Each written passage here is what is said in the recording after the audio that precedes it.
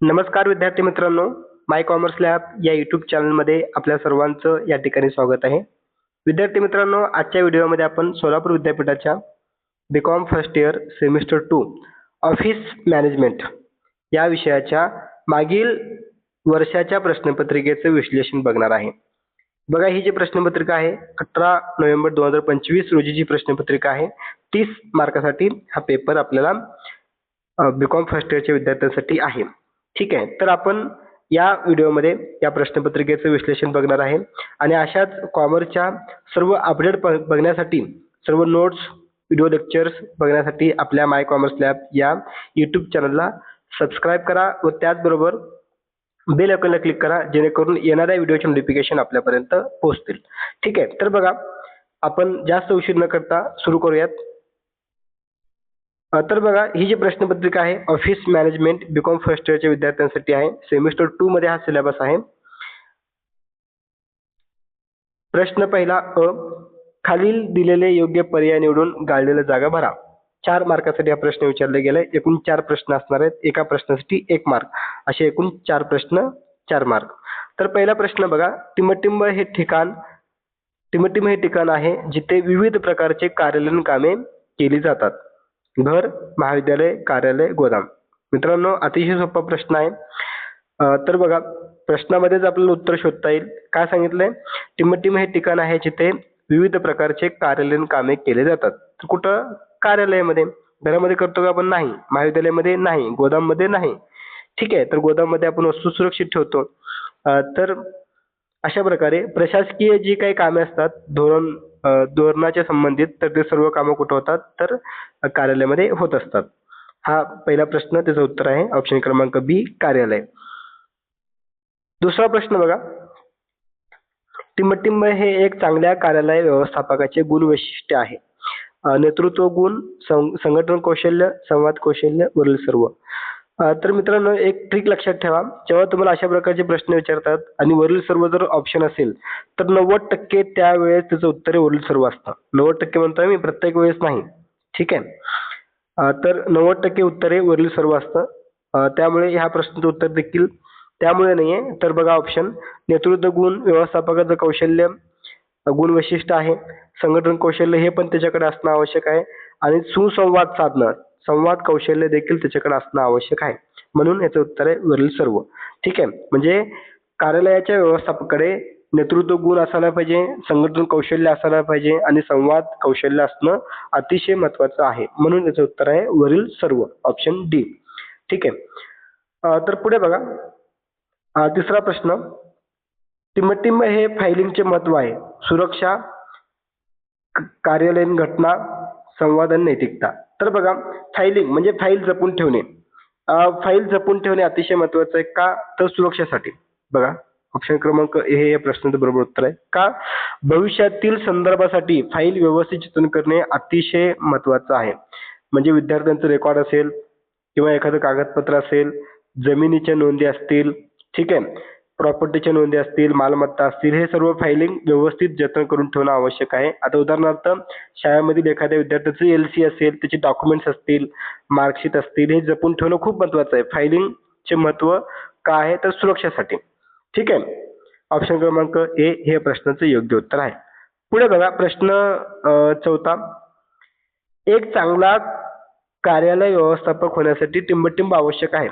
शैक्षणिक पात्रता, विपणन कौशल्य, राजकीय ज्ञान, वरीलपैकी काहीही नाहीये. तर बघा, एक चांगला कार्यालयीन व्यवस्थापक होण्यासाठी शैक्षणिक पात्रता असणं आवश्यक आहे. म्हणजे तो उच्च शिक्षण घेतलेलं असणं आवश्यक आहे. उच्च शिक्षण म्हणा, प्रशिक्षण म्हणा. विपणन कौशल्य आहे का? तर नाही. हे मार्केटिंग व्यवस्थापनासाठी लागतं. म्हणजे विपणन व्यवस्थापनासाठी विपणन कौशल्य लागतं. राजकीय ज्ञान लागतं का? तर नाही, आवश्यक नाहीये. तर शैक्षणिक पात्रता, शिक्षण, प्रशिक्षण असणं आवश्यक आहे. ठीक आहे, तर त्याचं उत्तर आहे ऑप्शन क्रमांक ए, शैक्षणिक पात्रता. पुढे बघा, प्रश्न पहिल्यातील ब, खालील विधान चूक की बरोबर ते सांगा. 2 प्रश्न विचारले, एका प्रश्नासाठी 1 मार्क. तर पहिला प्रश्न काय? संवाद कौशल्य हे कार्यालय व्यवस्थापकासाठी महत्वाचं कौशल्य आहे. हे वाक्य 100% बरोबर आहे. ठीक आहे, कर्मचाऱ्यांशी समन्वय साधणं, संवाद साधणं, प्रभावी संवाद हे खूप महत्वाचं आहे. ठीक आहे. म्हणून याचं उत्तर म्हणजे बरोबर आहे. पहिलं जे वाक्य आहे ते बरोबर आहे. दुसरं आहे ईमेल हे इंटरनेट सुविधेशिवाय पाठवता येऊ शकतो. हे मला वाटतं तुम्हाला सगळ्यांना जमतं. यायलाच पाहिजे. ईमेल पाठवतो का आपण इंटरनेट शिवाय? नाही. त्यासाठी कंपल्सरी आपल्याला इंटरनेटची आवश्यकता आहे. ठीक आहे. हे वाक्य चुकीचं आहे. म्हणजे पहिला बरोबर आणि दुसरा चुकीचा. इंटरनेटच्या सुविधेशिवाय आपल्याला मेल पाठवता येत नाही. आपण आणखी काही प्रश्न बघूयात जेणेकरून तुम्हाला पेपरला ते उपयोगी पडतील. बघा प्रश्न दुसरा टिपा लिहा विचारलाय 6 मार्कासाठी. ठीक आहे. तर बघा पहिला प्रश्न यामध्ये कार्यालयाचा अर्थ.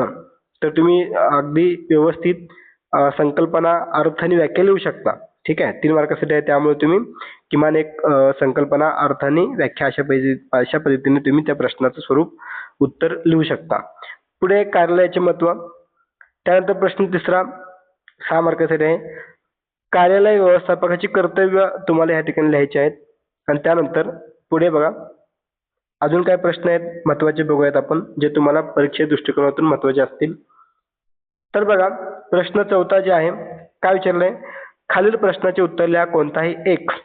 6 मार्कासाठी आहे. त्यातलं पहिलं काय विचारलंय बघा कार्यालयाच्या कार्यावर सविस्तर उत्तर लिहा किंवा तारीख आणि वेळ स्टॅम्पवर सविस्तर उत्तर लिहा.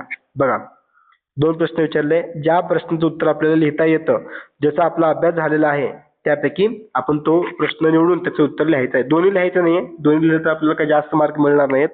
ठीक आहे. काही मुलांचं काय मानसिकता असते समजा हे एक अर्धा पेज लिहिलं हे एक अर्धा पेज लिहिलं की ह्याला 2 मार्क मिळतात तर असं होत नाही. ठीक आहे. एकाच प्रश्नाचं उत्तर लिहा मॅक्झिमम एकाच प्रश्नाचं उत्तर लिहा तर तुम्हाला त्याचं व्यवस्थित मार्क्स मिळतात. पुढे बघा प्रश्न पाचवा जे प्रश्न आहे खालील प्रश्नाचे उत्तर लिहा कोणताही एक. 6 मार्कासाठी आहे हे देखील.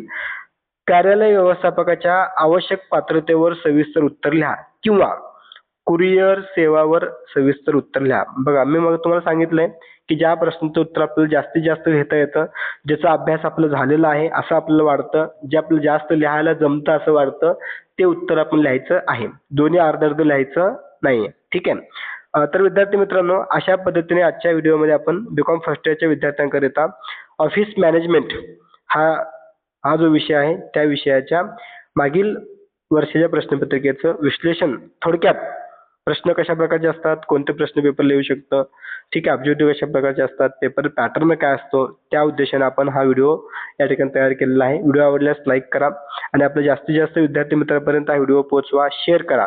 आणि मित्रांनो आपण जर कॉमर्सचे विद्यार्थी असाल आणि अजूनही जर तुम्ही आपल्या चॅनलला सबस्क्राईब केलं नसाल तर सबस्क्राईब करा व त्याचबरोबर बेल आयकॉनला क्लिक करा. आणि याचं जे पीडीएफ आहे क्वेश्चन पेपर पीडीएफ तुम्हाला माय कॉमर्स लॅब या टेलिग्राम चॅनलवर पाहायला मिळेल.